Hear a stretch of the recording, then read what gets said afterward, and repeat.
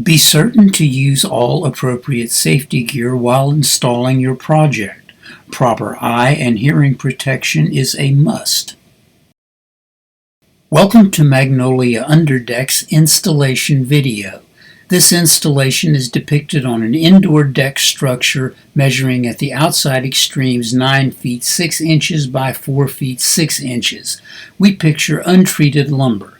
Pressure-treated lumber is actually used throughout. The measurements shown in this video are for illustration only. The actual measurements and calculations will use your project's dimensions as their basis. For our purposes in this demonstration, we imagine the structure side to be the high side of the underdeck. Our layout begins by measuring at least 3 inches from the bottom of the rim joist on the structure. This is the height of the ceiling at the high side of the underdeck. This measurement is taken on both sides of the deck. Snapping a chalk line may be helpful. Determine the level and pitch of the ceiling at the gutter. The underdeck drops 1/8 inch per foot toward the gutter. Our example is 9 feet deep. The drop of the ceiling is 1 1/8 inches. That plus the 3-inch starting drop is 4 1/8 inches. The gutter drops an additional 1/16 inch per foot toward the downspout. Our example gutter is 4 feet long. It drops 4/16 or 1/4 inch. Add that to the 4 1/8 inch drop on the upstream end for a 4 3/8 inch total drop. The trim board on the right side of the underdeck is tapered from 3 inches to 4 1/8 inches to define the drop of the panels on the upstream side of the gutter. The trim board on the left or downstream side of the gutter is tapered from 4 1/8 inches at the gutter to 3 inches at the high side of the underdeck. These measurements correspond to the calculations made for the ceiling drop made at the gutter. Attach the trim board below the deck's band boards at the upstream and downstream ends. Repeat on the opposite side. Support the trim boards in the middle of their span by driving screws diagonally upwards into the band board, taking care not to protrude the screw tip through the outside of the band board. To determine the placement of the gutter, square across the support post level with the bottom of each of the newly installed trim boards. These marks will also reflect the fall of the gutter toward the downspout. The gutter support board is a 2x4 whose top edge is located at the marks corresponding with the bottom of the trim boards and flush with the inside surface of the support posts. Fasten the gutter support board with screws to hold it firmly in place.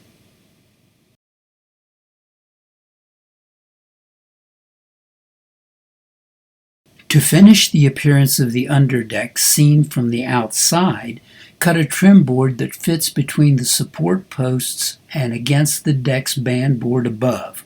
The bottom of the trim board is cut tapered to follow the drop of the gutter toward the downspout.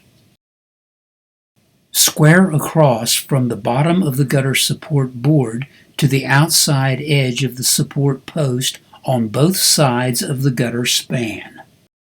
The measurement between the deck's band board to the mark equals 3 inches plus the drop to the high side of the gutter, which is 1 inch, plus the thickness of the gutter support board, which is 3 1/2 inches, for a total of 7 1/2 inches.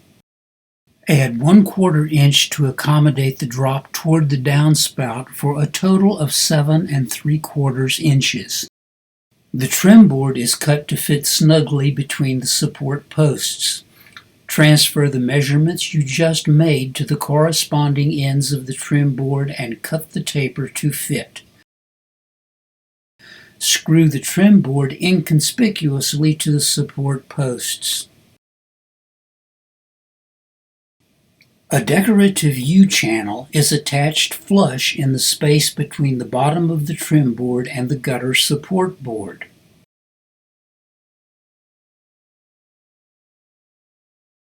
Trim and install the gutter. The gutter is trimmed to match the outside dimensions of the deck. Attach end caps to the gutter, crimp and seal them. Mark the opening of the downspout adapter and cut the opening.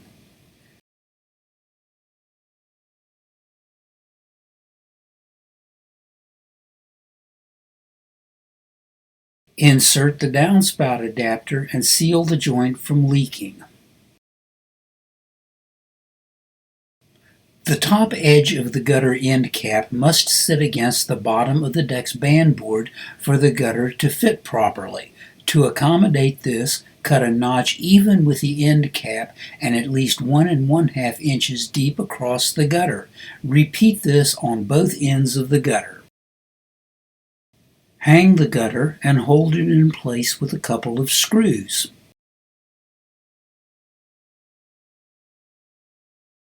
Install the gutter hanger under every second joist.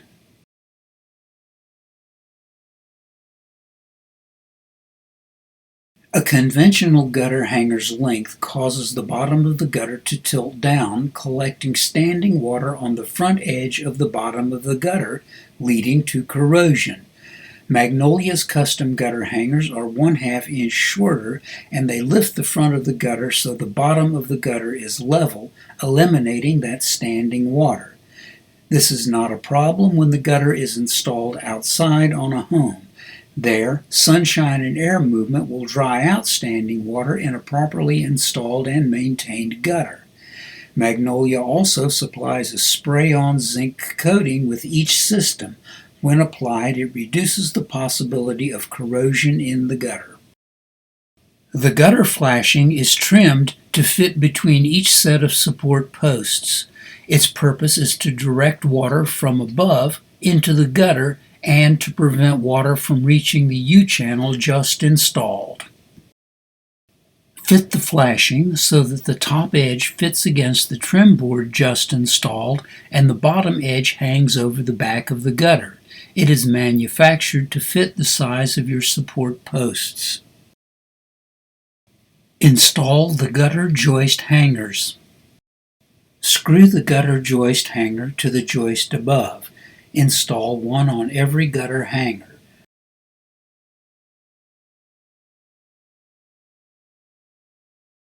Remember, the gutter supports the weight of the panels on that end of the underdeck.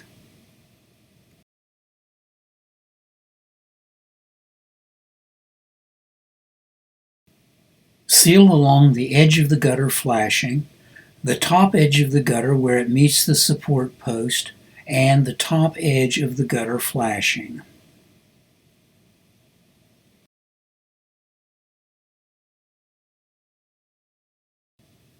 Install a corner cap.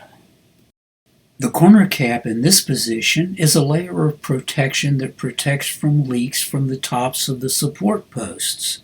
Pressure-treated posts have a tendency to split as they dry. If this split is on the top of the post, water could travel down the post and show up as a leak. The corner cap diverts the water away from the post and onto the panels. Place corner caps above each of the support posts and attach them to the deck's bandboards, ensuring they are pointed down for drainage. Apply and spread sealant.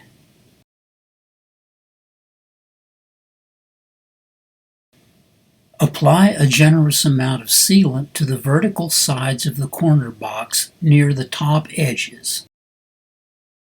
Attach the corner box with a single screw into the trim board. Install the wall channels. With the tape measure hooked on the inside lip of the gutter, measure to the edge of the corner box. The cutout on the gutter end of the wall channel fits against the outside edge of the gutter. Measure from there the distance to the edge of the corner box. If the wall channel were cut at this length, it would fit into the corner box by the thickness of the gutter lip, about 5/8 of an inch. This measurement need not be exact. An inch or so is a good minimum. The major consideration being that the wall channel not be cut so long that it interferes with the back wall channel when it is installed. After cutting the wall channel to length, lay a bead of sealant across the top of each end of the wall channel. This prevents water from flowing over the end of the wall channel into the corner box and showing as a leak. Rest the wall channel on the gutter with the edge of the notch even with the edge of the gutter. Place the trimmed end of the wall channel in the corner box. Locate the gutter end of the wall channel precisely on the edge of the gutter. Drive a screw to hold the wall channel in place. Place the screws in the uppermost part of the wall channel to provide the best appearance of the joint where the wall channels and ceiling panels meet. A third screw midway along the length of a longer wall channel will be helpful. Fold the tabs on the corner box to hold the wall channel in place. Pressing up on the bottom of the corner box while folding the tab makes a better looking joint. A 3-inch seamer finishes the job nicely. Repeat the process to install the second wall channel on the opposite side. Seal and install the corner box. Measure and trim the wall channel. Apply sealant to the top side of the wall channel to prevent water from flowing into the corner box. Screw the trimmed wall channel into place. Fold the tabs down to lock the wall channel into place. It is important that wall channels meeting in corner boxes not overlap. Measure the length of the back wall channel with this in mind. A wall channel does not need to be inserted more than an inch or so into any corner box for adequate support. The procedure for trimming and installing the back wall channel is the same as previously shown. The back wall channels bear the weight of the underdeck with the gutter. With this in mind, screw the wall channel to the structure under every other joist or every 32 inches. Install the long panel latches. Magnolia devised the long panel latch to support a panel longer than 10 feet. They are installed near the center of the panel's length. Panels 16 feet or longer require 2 latches. A system needing more than 1 latch per panel will be shipped with instructions for spacing the latches. The long panel latches are suspended from a piece of pressure-treated wood. Any 1x stock will do. 5/4 deck boards ripped lengthwise will serve. The long panel latch support board should be installed so that eventually the top edge of the panel will be a minimum of 1 1/2 inches below the support board. A string across the width of the deck will help determine this. Relax the screws holding the side wall channels enough to get a length of string behind them. In our example, we use a scrap of treated deck board over each wall channel to locate the string. This defines the height of the panel latch support board. Snug the screws holding the wall channel and tighten the string. Using long wood screws, attach the support board to the joists. Adjust the screws so that the bottom side of the support board is level with the string. Apply sealant above the newly installed perimeter. A corner cap is also attached to the structure above every corner box. It provides a double layer of protection against leaks. Be certain the corner cap is tilted downward for drainage. Any water that falls on it is directed onto the wall channels or onto the ceiling panels. Seal the corner caps. Seal along the top of the wall channels. After applying the sealant, smooth it into the cracks between the metal and the lumber. Test for leaks by spraying a thin stream of water onto the sealant. If any leaks show up below, you can reseal immediately. Sealant may be repaired when it is wet. A wire nut on the end of the sealant nozzle is helpful. The sealant can be messy. Apply and water test the sealant anywhere water may contact the wall channels, corner boxes, corner caps, or the back of the gutter. Be careful when applying and testing the sealant. It is far easier to correct any leaks at this stage of the installation than deal with them later on as a customer complaint. Measure and trim the ceiling panels. Measure the desired length of the ceiling panels from the inside of the gutter to the back side of the wall channel. Deduct 1/4 inch from that measurement to allow for the possibility of thermal expansion. Observe this gap occasionally. If it grows or shrinks noticeably, adjust the length of the next panel. Measure the panel itself from the inside of the formed end to the desired length. Cut the panel. Using the metal bending tool included with your system, bend the end of the panel about 45 degrees to the inside. This stiffens the panel from bowing. It has nothing to do with the flow of water. Install the ceiling panels. Rest the hooked end of the panel over the gutter. Insert the other end into the rear wall channel. Push the side of the panel all the way into the side wall channel. Push the panel down onto the gutter and pull the panel sharply toward the rear. You will hear a click as the panel engages onto the gutter. Install the long panel latch. Each system is supplied with a jig for the long panel latch installation. The latch works most reliably when it is mounted square to the panel and 1 inch away. The jig accomplishes this. Place the jig against the edge of the panel and drill a pilot hole to receive the latch. Hook the long panel latch over the edge of the ceiling panel and drive the screw where it is piloted. Compress the spring until there is contact between the hook and the edge of the panel. When the panel is lifted, the latch swings out of the way of the panel's edge. The height is at least 1 1/2 inches between the support board and the edge of the panel. It is good practice to sight along the upper edge of a panel to see that there is no sag or lift at the panel latch. If the distance between the panel edge and the support board is the correct 1 1/2 inches, the installer should adjust the height of the support board by its screws to raise or lower the panel level. The second and subsequent panels are installed similarly to the first.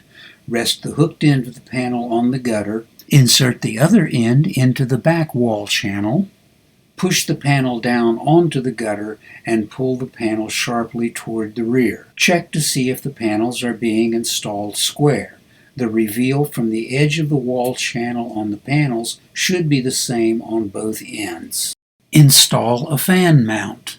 A fan mount should be installed between joists toward the center of the panel and clear of any long panel support boards. With the panel installed, drill a 1 inch hole where the fan is to be located. Assemble the fan mount. Screw the floor flange onto the pipe until it is flush with the end of the pipe. Screw the flat disc onto the other end of the pipe, leaving about 1/2 inch of the threads exposed.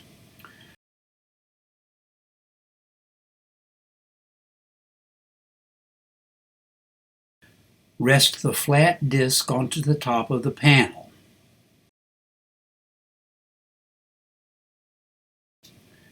Measure the distance between the joists above the panel and cut a pressure-treated board to fit loosely between them. Rest the board on top of the floor flange, then mark the circumference of the flange onto the board. Remove the board and the assembled mount, then drill a small hole in the center of the circumference of the flange you marked. Center the flange over the hole and fasten the flange onto the board.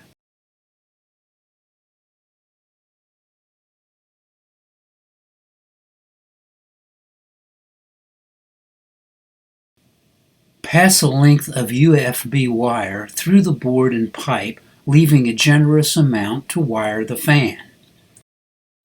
Seal the wire into the board by filling the hole in the board as far as the nozzle will reach, then leading some of the sealant away from the hole. Bend the wire down into the sealant and fasten with the supplied staple. Smooth the sealant around the wire. Take particular care in sealing the fan mount. You will be tugging on the wire as you strip it to connect the fan. Unless you immobilize the wire, it will be easy to break the seal. Place the partially assembled fan mount onto the panel. Apply sealant around the hole in the bottom plate opposite the studs for mounting the fan hardware.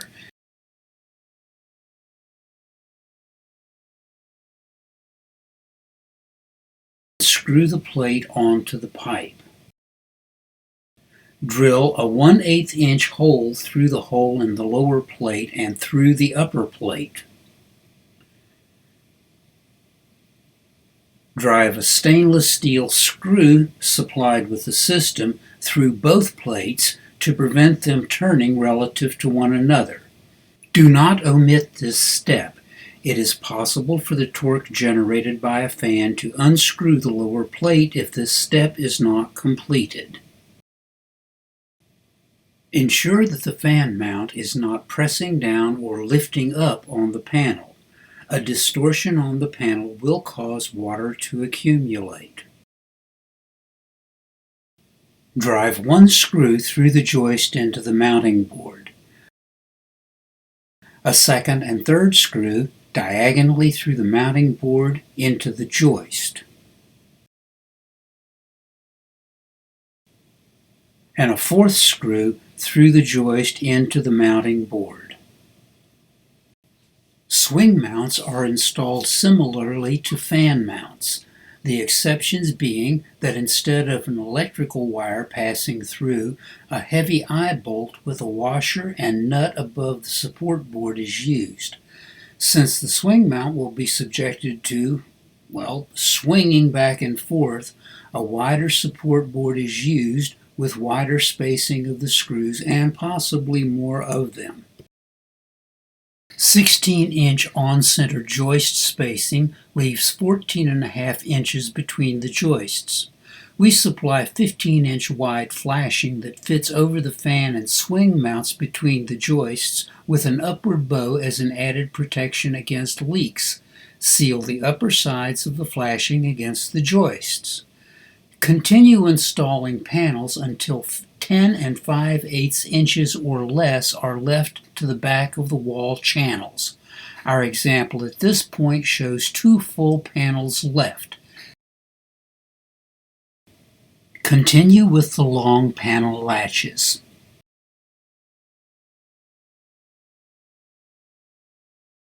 Install this panel next to last, but do not lock it into the gutter. Measure from the side of the next to last panel to the back of the wall channel. Measure both ends of the deck in the event that it is not square. Subtract 1/2 inch from these measurements to get the width of the last panel.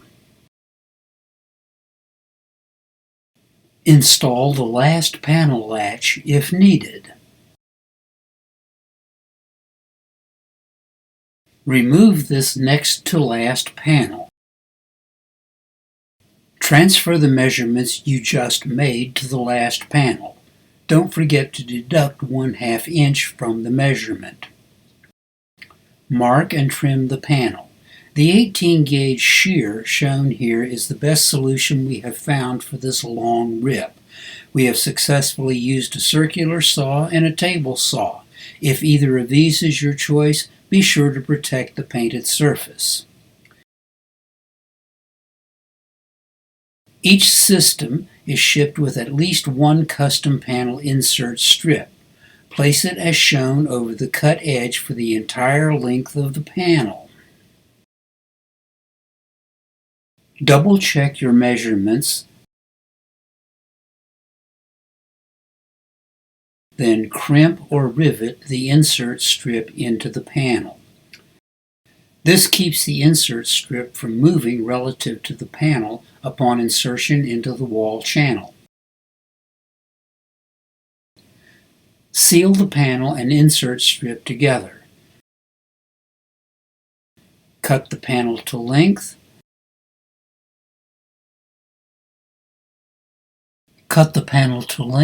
Then bend the end of the panel as before to stiffen it.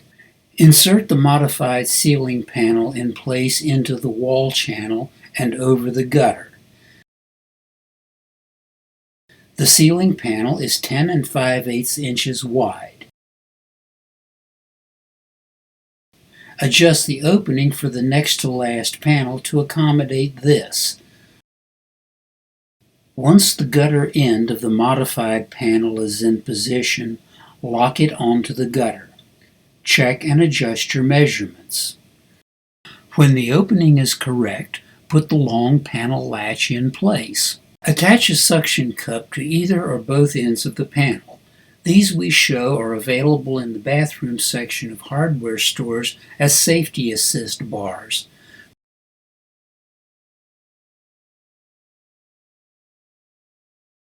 Place the panel on the gutter with the flat side down. As the panel is fitted into the wall channel, the overlapping bend will fit into place. When it fits, pull down on the suction cup and back to engage the panel. Engage the panel latch by pushing up on the seam between the last two panels. You will hear a click as the panel latch engages. Tug down on the panel near the location of the panel latch to make sure the latch is engaged. Remove a ceiling panel. Attach a suction cup to the panel you wish to remove. Push the suction cup up together with the panel that was installed after it. Relax the lift on the panel with the cup while holding the next panel up. This position shows the panel released and ready to remove. Engaged.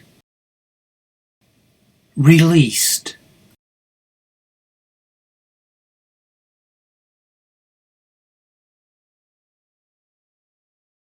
After the panel latch is disengaged, slip a stiff blade between the panel and the gutter and pull down to relax the grip of the panel on the gutter. With the suction cup attached, pull the panel toward the gutter and slide it free of the back wall channel. Twist the panel toward the flat side. When the overlapping side of the panel is clear, remove the panel. Replace a panel. Restore the end of the panel that grips the gutter so that the gap is again 1/4 to 3/8 inch. Rest the flat side of the panel on the gutter. Slide the panel in so that it can be inserted into the back wall channel. Slide the panel toward the back wall channel briskly until the panel engages the gutter. Lift the two adjacent panels together until the panel latch engages.